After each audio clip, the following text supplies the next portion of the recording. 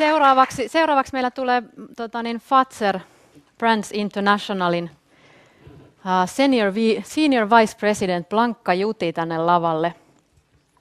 Blanca siis vastaa kaikista Fazerin ulkomaisesta myynnistä, eli kotimaan ulkopuolisesta myynnistä.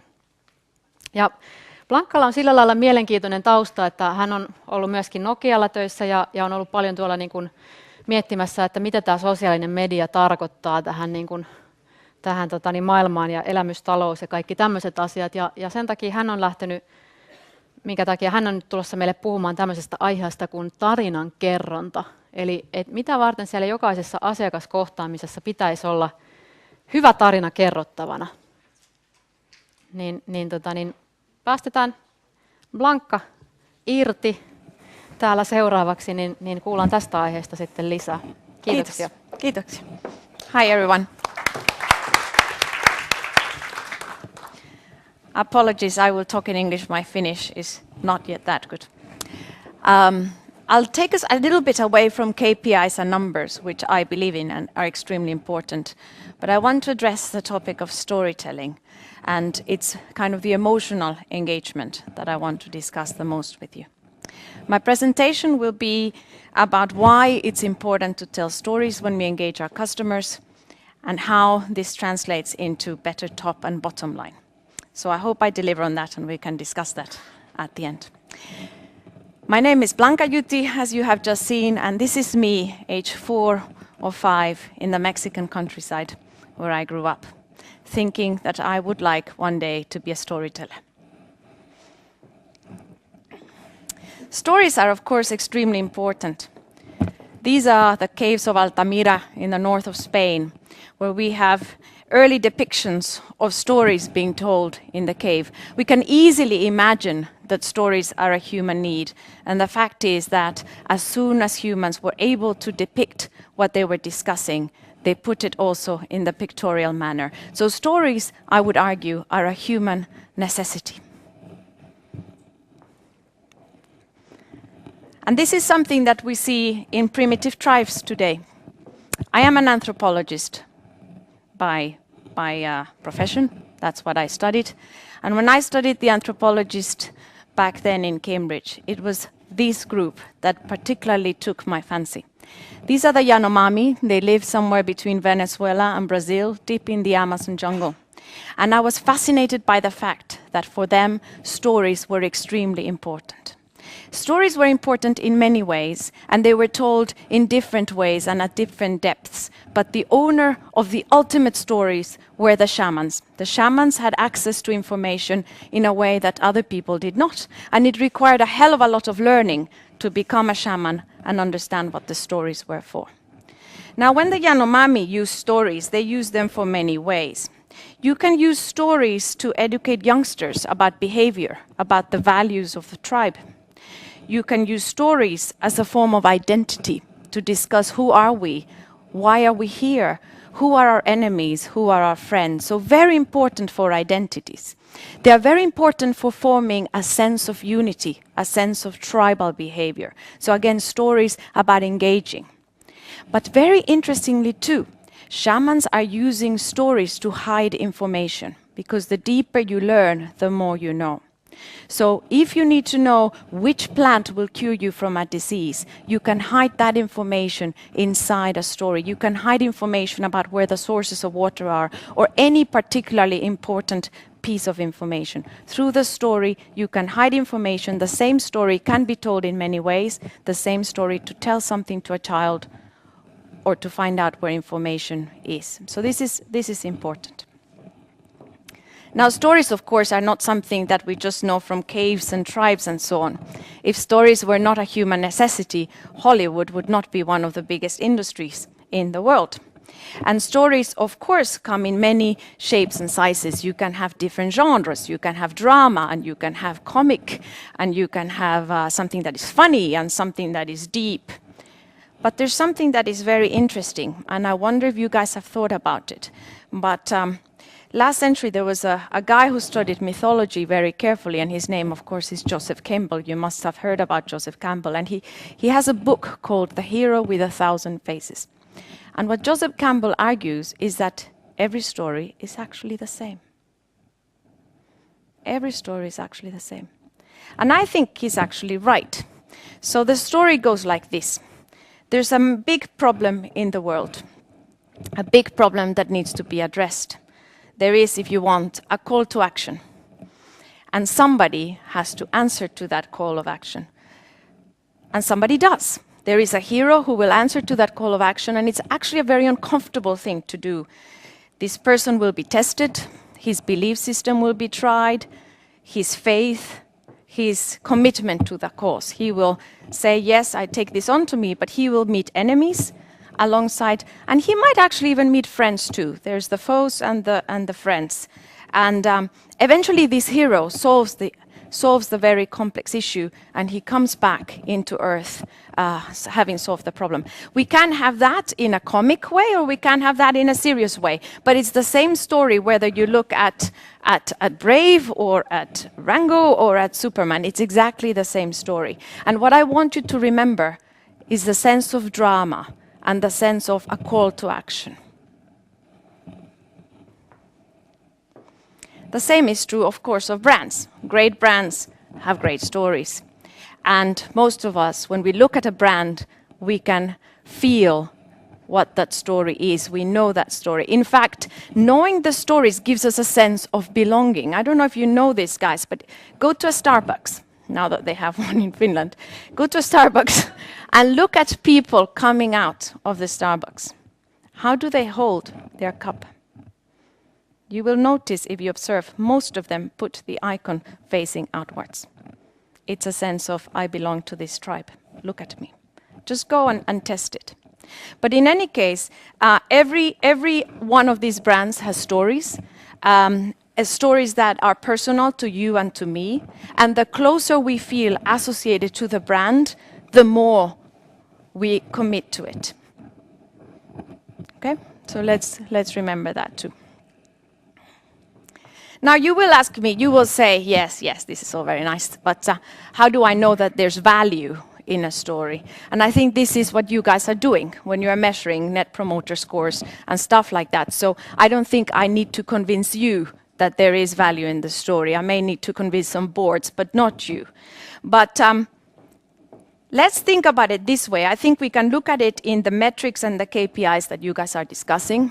I think we can look at evaluation.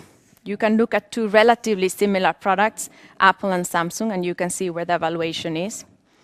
Or I could give you a little example of something that I experienced actually quite recently at Fazer. We're about to launch a new product for international audiences. And naturally, I wanted to test it to see whether it would resonate. So we went to China, we went to Russia, and we went to Holland. And we tested it with consumers in the 3 places. Using a methodology I've used quite a bit also at Nokia, which is quite cool, and we can discuss it maybe later. But in any case, we tested the concept, and we put it alongside competition, and we asked consumers, what do you think about this? What do you think about our positioning? How much would you pay for it? And so on and so forth. So we got a number of data points from that first part of the exercise. Then we told them the story. Why we were doing that product, how we were a 120-year-old company, how we were founded by a family and the family is still involved in the quality of the product, how the ingredients being berry-based in this product have a lot to do with Finnish identity, and so on and so forth. So we discussed the story. After that, we asked them, how much would you pay for this? The answer was an outstanding 20 to 100% more. So there is clearly a value in story. Lasse, could I have the next one?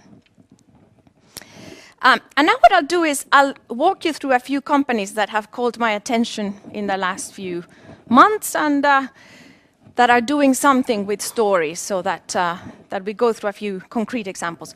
This is an example of an American coffee brand called Colombe. And the founder, who is here, has this thing about origin coffee. So he really wants to go and find the original coffee in Ethiopia or Latin America or whatever it is. So he goes through these amazing adventures looking for the perfect coffee bean, and naturally he has to sometimes face a war or some shortage or some difficulties to access the territory. And what he does is he covers his story. Well, guess what? His business is prospering and people really follow. And I think there's now a TV program after him and what he's doing. So his story is becoming part of a bigger story. Here I have another example, which is totally ridiculous, just to show you that it doesn't need to be serious. It can also be humorous. Let me play you the video first. Hi, I'm Mike, founder of DollarShaveClub.com. What is DollarShaveClub.com? Well, for $1 a month, we send high-quality razors right to your door. Yeah, $1. Are the blades any good? No. Our blades are f***ing great. Each razor has stainless steel blades, an aloe vera lubricating strip, and a pivot head. It's so gentle a toddler could use it. And do you like spending $20 a month on brand name razors? 19 go to Roger Federer. I'm good at tennis. And do you think your razor needs a vibrating handle, a flashlight, a back scratcher, and 10 blades? Your handsome-ass grandfather had 1 blade and polio. Looking good, Pop-Up! Stop paying for shave tech you don't need. And stop forgetting to buy your blades every month. Alejandro and I are going to ship them right to you.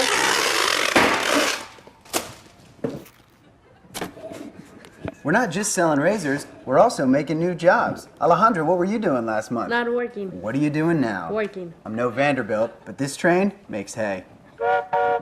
So stop forgetting to buy your blades every month and start deciding where you're going to stack all those dollar bills I'm saving you. We are DollarShaveClub.com, and the party is on. I know karate, I know jiu-jitsu and drive like a gangster when I'm coming to see you, see you, see you, see you. So you probably agree this is half ridiculous. And actually, I just found out he has a second product out, and it's very interesting. It's his number 2 product, and it's butt wipes that clean your butt deeper. Go figure. So the point is, you would imagine with a saturation in a market with shaving stuff and with Gillette and other brands, would there be room for a brand? Well, this guy is proof. He's a millionaire selling his butt wipes and his razors. Now, this is another example of a brand that is very good at storytelling. It's Dove, and as you know, most of you ladies know, cosmetic companies usually sell us looking younger, looking thinner, looking taller, or whatever it is. And what Dove has done is it has espoused women as they are.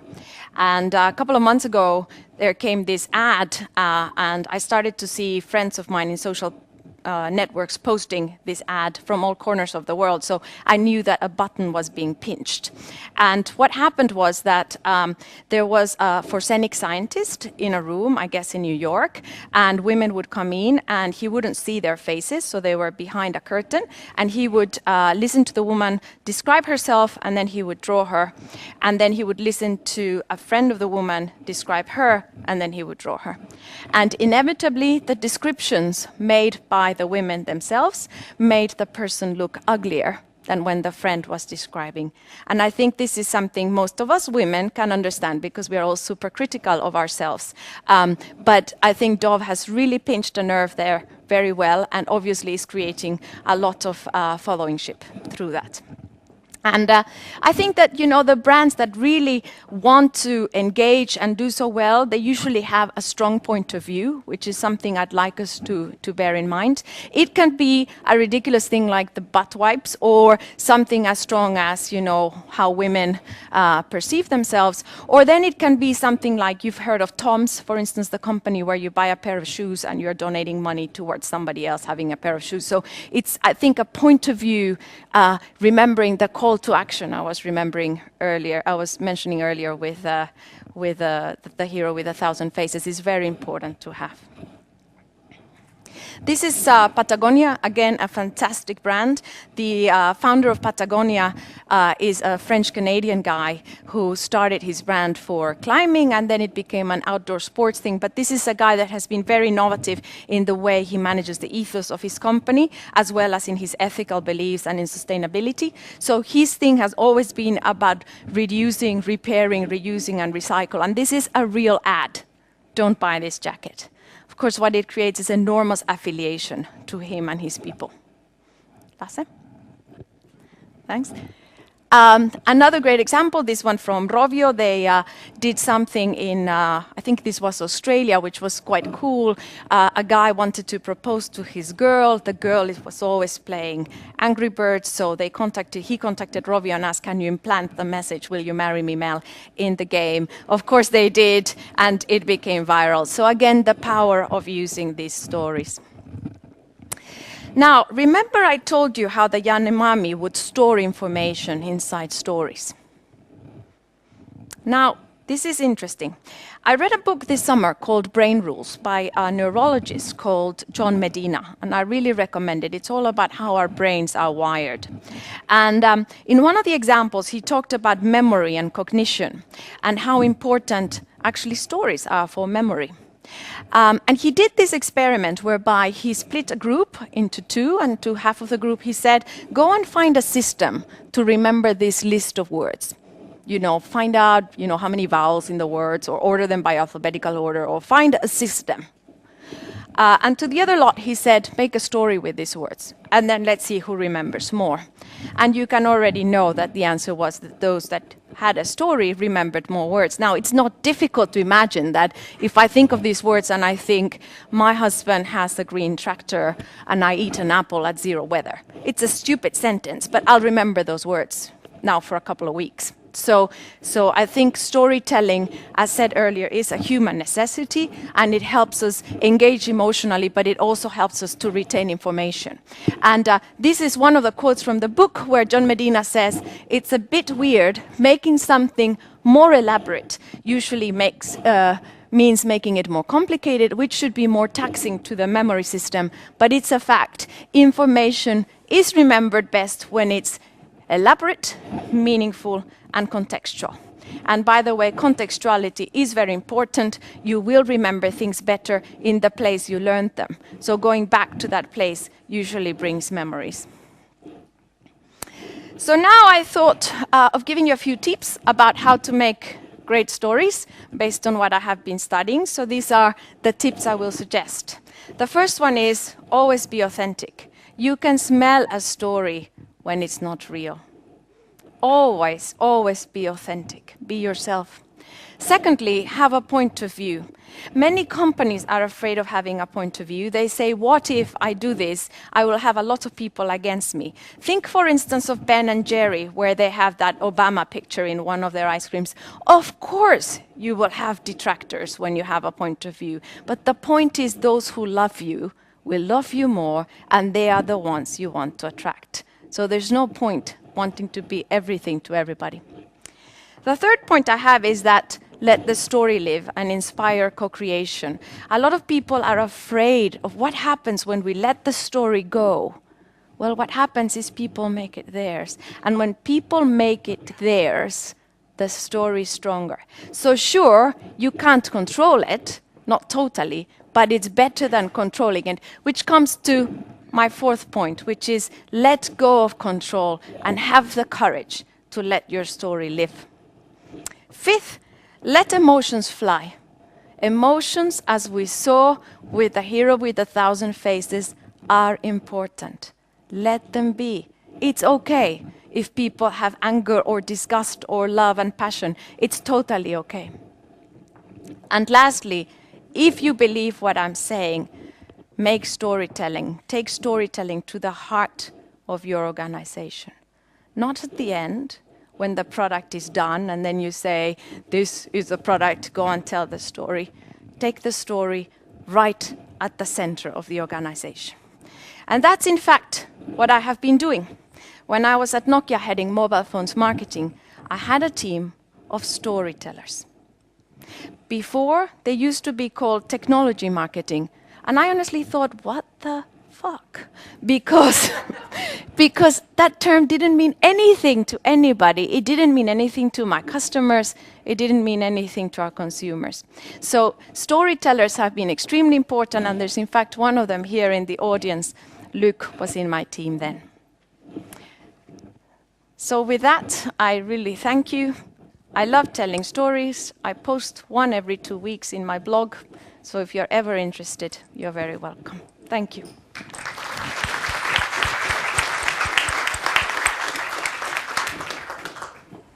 Mielenkiintoista, mielenkiintoista. Upeita tarinoita olit löytänyt tuohon esimerkeiksi. Thank you. Ja näköjään mun kysymykseni oli oikeastaan se, että mitä tarinoita olisi löytynyt Suomesta, mutta semmoinen täältä löytyi Rovion tarinakin. Oh, there's lots. I think Marimekko is a fantastic brand that has a lot of stories to tell. I think Rovio has a lot of stories to tell. I think Fazer has a lot of stories to tell. I think stories are everywhere. We just really need to tap into them. And it's really tapping into the essence of who we are that we find the story. And that's when it's authentic and real. Sanot myös, että tämä tarinan kerronta käytännössä, niin sen tavoitteena on myös se, että saadaan aikaiseksi siellä sekä sinne viivan yläpuolelle liikevaihtoon, viivan alapuolelle tulokseen näkyvää parannusta näiden tarinoiden kautta. Teillä oli siitä oma esimerkki. Mm-hmm. Mm-hmm. Se oli mun mielestä ihan mielenkiintoinen täällä pointti, mikä tuli esille. Mä toivon ja uskon, että meillä on näin upea esiintyjä täällä nyt kertomassa tämmöisistä tarinoista, niin täällä toivoisin, että yleisöstä varmaan joku haluaa kysyä häneltä jotain. Sieltä kiitoksia. Ja muista kertoa nimesi ja mistä tulet, niin tutustutaan taas sinuunkin. Joo, hei vaan, mä oon Outi-Lilja Algolilta. Ja ymmärrät ilmeisesti suomea. Niin Yeah, but... Okay, I'll ask in English. Yeah. I also come from a company that has over 100 years history, a family-based company, and my question was that how, when you tested the products abroad and you told a story about a Finnish family company, how was the Finnish thing meaningful for the people abroad? Yes, actually it really was, because one of the things I was testing is, should we say Nordic, should we say Finnish, what should we say? But Finland has a really positive connotation abroad. It has a very positive connotation, and I think it's a better connotation than Nordic because it's much more specific. It depends a little bit where you are, so you know, if you're in Holland, it's a little bit different to if you're in China. But I think in general, Finland is associated with 3 things that are very important, and that's nature, design, and technology. So they are positive associations people look up to. And these 3 came up in the 3 markets that I was testing. So it actually became critical to how we did this project. And now I'm working on a bread project, which is similar. I'm working on a project about rye. And what used to happen in the past was that my team guys had a very big catalog, and they would travel to Europe, and they would come with this 100-page catalog and would say, what do you want? But if you want to find that differentiation, you have to find that angle and that story. And of course, what we found was based on these 3 things, and the 4th one being the Fazer heritage. But if you think of nature, you know, Finnish rye is very special if you compare to rye anywhere else, because the winter is so severe and the summer is so short. So things ripen very, very fast, and the quality of the nutrients is higher. So that's part of the element, as well as, of course, the fact that you have a lot of traceability and safety, food safety in Finland, so when it goes to nature. When it comes to design, actually, it might surprise you, but this idea of portion rye breads, as we have in Finland, they hardly exist anywhere. And of course, they are ready to be consumed. Our puikula is based on a potato shape. So there's a beautiful story about design. And when it comes to technology, we've been able to, I mean, Finns have for generations used technology to minimize the use of preservatives and increase the lifespan of products, right? So with dry breads like crisps or so on, but now we have frozen that we can apply as well. So with the use of technology, we can lengthen shelf life and we don't need to put preservatives. When we told this story recently to some German customers, I assure you there were lots of smiles in the room. So I think it's a story that probably applies to most of the companies that are here, those 3 elements. Anything else? Hi, I'm Jana Vuori from Microsoft. How do you take the customer needs into consideration once you start writing the story so that the story doesn't become an inside-out story? I think you have to be working, as I said, you have to start with the story right at the beginning. At Nokia, what we were doing is that we were, when I accepted the job to head mobile phones marketing, the one condition I had was that I wouldn't just look at the product from the product readiness onwards. I wanted to be involved with the conception of the product. Previously, when we had done products at Nokia, we had a very complex segmentation model with customer needs in it. And of course, we had a lot of analytic tools to look at the size of the market and so on.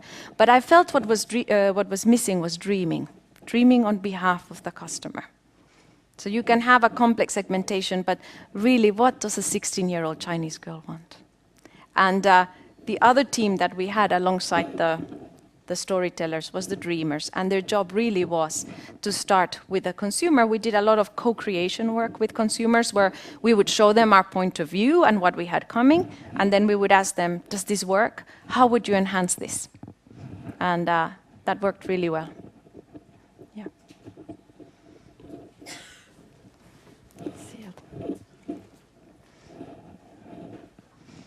There's another one here in the front. I'm Tiina Kuusisto from Elisa, head of marketing there in consumer business.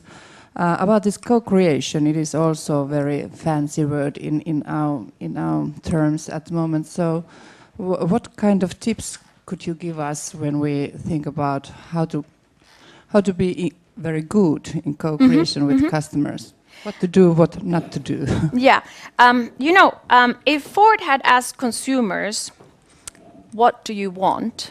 They would have said a faster horse. Very often consumers don't have the ability to look forward because they are commenting based on experience what they have seen up till now. It's when you open them to a reality. So I think it's important to come to them already with a point of view. It's important to have an idea and to have a belief, even if they're going to kill it, even if they're going to tell you, oh, you're such an idiot, it's not like that. But it's important to have a point of view and a clear idea of where you want to go, because unless you have that, they won't be able to steer you. I think it's important to do quantitative as well as qualitative. And I would actually say it the other way around. People often go for the quantitative and forget the qualitative. The qualitative is very important. When I've personally done co-creation work, I tend to do it in small groups of about 8 max, so that we can really listen. I tend to have few of our company present, so we don't intimidate. And then develop a methodology whereby some of the answers the speaker, the person has to fill in and think by himself before we go to discussing in groups, because very often you can have somebody who's very dominant and steers the conversation. The other thing that is very, very important is the selection of your target. And I remember in the early days when we started to do this research, some of the guys in Consumer Insights, they would say to me, so you want half boys, half girls? And I would say, hey, that's too simple. I don't just want half boys, half girls. I want a certain digital profile for this particular experiment. So really honing into who is it that you're looking after. Is it an expert in an area, or is it the general public? Not just their age and their gender. So the work leading into the actual co-creation is very important. Hyvä, kiitoksia. Meillä on aikaa vielä yhdelle kysymykselle. Mulla täällä eturivissä oli jollain. Tuli vastattua jo. Onko jollain vielä yksi hyvin lyhyt kysymys Blancalle? Jos ei nyt tähän hätään, niin Blanca tulee olemaan täällä koko illan tässä, ja niin varmasti voitte käydä häneltä lisää jututtamassa tästä aiheesta ja miksei muistakin. Kiitoksia. Kiitokset Blancalle.